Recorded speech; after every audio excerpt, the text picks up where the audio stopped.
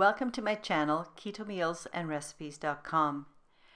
Today my featured recipe is this amazing Mediterranean roasted vegetable frittata.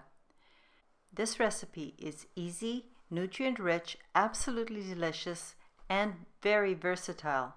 That is, you can enjoy it for breakfast or as a part of your lunch or dinner. I also want to mention that by roasting the vegetables, you bring out the best natural sweetness and flavor from these vegetables, and that's what gives this frittata a really amazing taste. Pre-roasting the vegetables is a little more work, but once you do it and taste the difference, I'm sure you'll want to make it again. If you like my videos, I ask that if you could please watch to the end of the video, share the link with someone that you think might also like this video or my channel, and leave me a comment or suggestion. I really love corresponding with everyone. Now, the macronutrient ratio for the Mediterranean roasted vegetable frittata is 3:1, with 9 grams of total carbs, 1.6 grams of dietary fiber, resulting in 7.4 grams of net carbs per meal-sized serving. These are not small servings. As always, I begin by gathering up all of my ingredients, and then I preheat my oven to 400 degrees Fahrenheit or 200 degrees Celsius. The next step is to do the prep. I begin by chopping up my onions into little pieces. Next, cut the red and yellow bell peppers into about 1.5 inch or 3 centimeter squares. I have found that the best way to prepare the zucchini is to first cut the zucchini into about a 1 inch or 2.5 centimeter thick medallion, and then cut each medallion into quarters like this.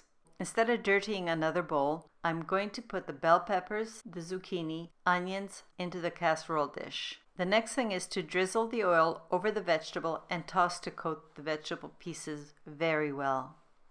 And before baking, sprinkle the salt and pepper over the vegetables, toss again to combine.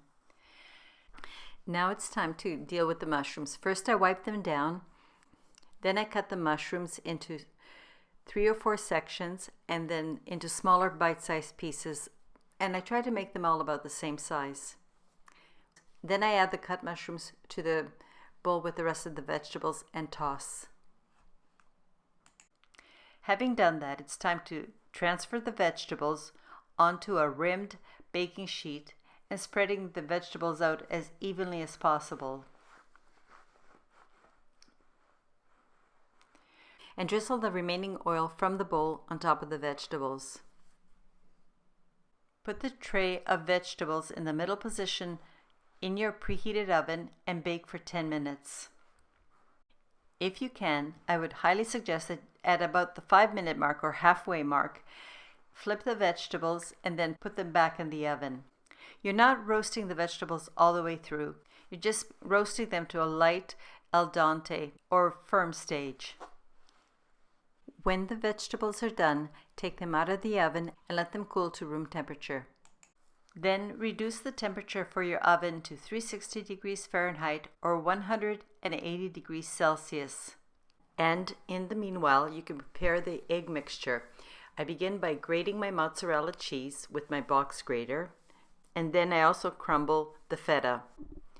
I'm sorry, but I forgot to turn my camera on, so I'll explain what I did. To this bowl, I added all my eggs, my melted butter, the cream, and the water.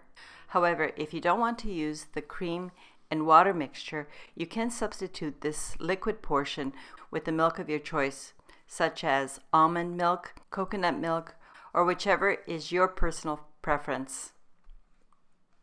And then whisk together until you form a creamy mixture. And to the same bowl, toss in the feta and then add the grated mozzarella. Then using either a whisk or a spatula, combine everything until it's thoroughly blended together. It's been long enough, and the cooled roasted vegetables are ready to be tossed into this mixture as well, and just fold to combine everything. As I said, I didn't want to dirty an extra casserole Because I had used my casserole dish instead of a mixing bowl, the residual oils have nicely coated this casserole dish. So all you have to do is pour in the egg and vegetable mixture, and using your spatula, stir the vegetables around to make sure that they're evenly distributed. Place the casserole dish into the middle position of your slightly cooled preheated oven and set the timer for 30 minutes. To make sure that the egg mixture is cooked all the way through, use a toothpick to test to make sure that the eggs are done. Then remove the frittata from the oven and let everything cool for at least 5 to 10 minutes. At which point all you have to do is run your knife around the outer perimeter to loosen the frittata and just cut the frittata into 6 equal sections. As I mentioned, these are really big pieces and a full meal size. If you're using this for your breakfast, take one of these slices and serve and enjoy. However, if you want this frittata as part of your lunch or dinner, you can do what I do. All you have to do is simply add a spring mix salad, or whatever salad you prefer, drizzle a little bit of oil and apple cider vinegar, and you have an instant, easy meal. One more thing, and that's how to store the leftovers.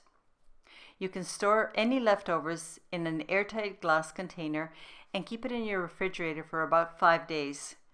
This frittata is also really good served cold. If you do prefer yours reheated, all you have to do is stick it in the microwave for 30 to 60 seconds or until it's the temperature that you like, or reheat in the oven at 360 degrees Fahrenheit or 180 degrees Celsius. If you're wondering about freezing, yes, you can freeze this Mediterranean roasted vegetable frittata. Again, just store the leftovers in an airtight freezer-safe container or a freezer-safe baggie. But don't forget to label and date the containers. Once frozen, this frittata can be kept in the freezer for about 3 months. And the best way to thaw a frozen frittata is take it out of the freezer, put it into your refrigerator, and let it thaw slowly overnight, and then reheat in whichever way you want.